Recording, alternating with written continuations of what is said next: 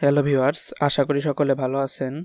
আজকের এই ভিডিওটিতে আমি আপনাদের দেখাবো কিভাবে আপনারা পাইথনের সর্বশেষ ভার্সনটি ডাউনলোড দেবেন এবং আপনার কম্পিউটারে তা ইনস্টল করবেন। এজন্য আপনি আপনার পছন্দমতো ব্রাউজারে গিয়ে পাইথন ডাউনলোড লিখে সার্চ দিন।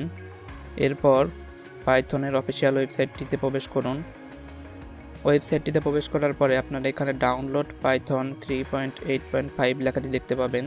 এখানে আপনি মূলত পাইথনের লেটেস্ট ভার্সনটি দেখতে পারবেন।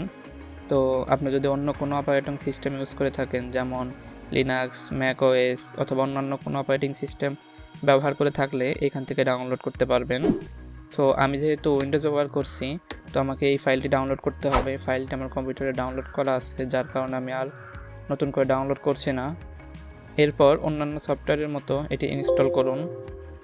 তবে এখানে একটা জিনিস মনে রাখবেন, ইনস্টল করার সময় এই সর্বশেষ চেক বাটনটিতে ক্লিক করুন, অ্যাড পাইথন 3.82 পাথ, এরপরে ইনস্টল নামে ক্লিক করুন।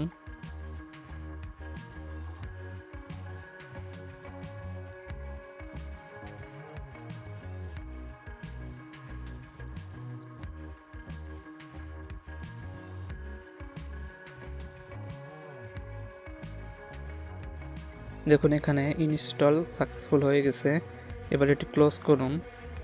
এবার আপনার উইন্ডোজের সার্চ বারে গিয়ে টাইপ করুন সিএমডি, এরপর কমান্ড প্রম্পট ওপেন করুন। ওপেন করার পর আপনার এখানে টাইপ করুন পাইথন, স্পেস দিয়ে হাইফেন বড় হাতের ভি, এরপর ইন্টার চাপ দিয়ে দেখুন এখানে আপনাদের পাইথনের ভার্সনটি দেখাবে।